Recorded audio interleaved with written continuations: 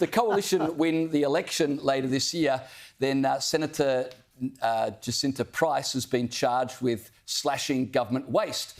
And I reckon she'd be sport for choices on where to start. But I think we may have found an area where she could immediately begin, and that's by axing the First Nations ambassador. Yes, we've got a First Nations ambassador. Justin Mohamed was appointed by the Albanese government in 2023.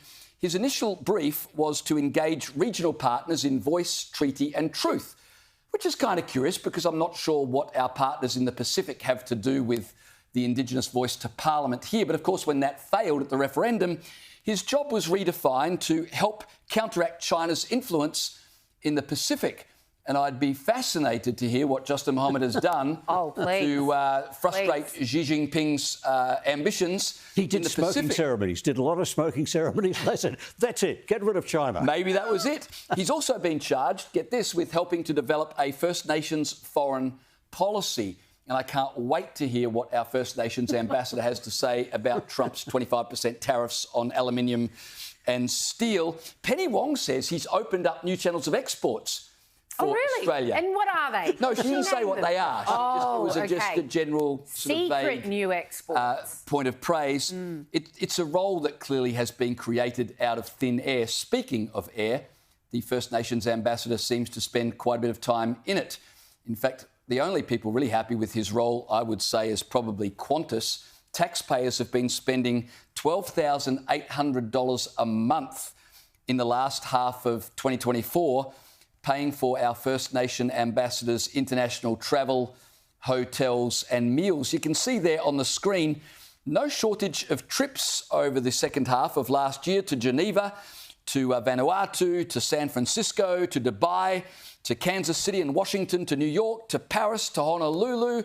I tell you what, he has been everywhere. If you totaled up all of the flights and international expenses, it now runs to $250,000 in just 2 years that's been spent on this position, Liz. And where's our return on investment, OK? Even as a politician or a councillor, local government councillor, when you go on these ridiculous junkets, you do have to submit some little paper. The MPs don't. They're supposed to be like, well, just my presence was the value, obviously.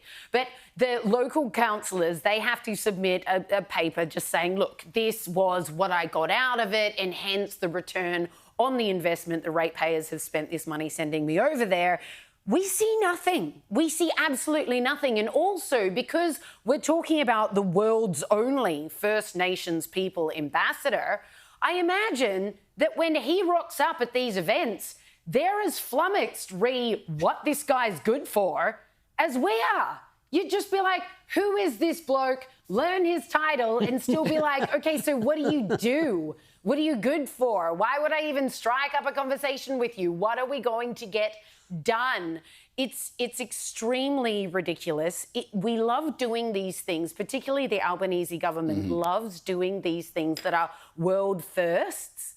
And then you look at them and you realise why they're world first, Kel. Nobody else had such a ridiculous, redundant idea. Yeah, and you've got to get back to basics. The basic principle is, why do you have an ambassador to represent some Australians and not all Australians? Ambassadors' jobs is to represent everyone in the nation. I mean, if this is going to be a founding principle and we'll have ambassadors for groups, can I put my hand up to be the ambassador for baby boomers? Because that's my generation. You'd be brilliant. And I can represent Australian baby boomers around the world. I mean, I can go on treks to discover the lost masters of Elvis Presley in Memphis. Really useful things for baby boomers. I mean, Don't give the Albanese government ideas, Kel.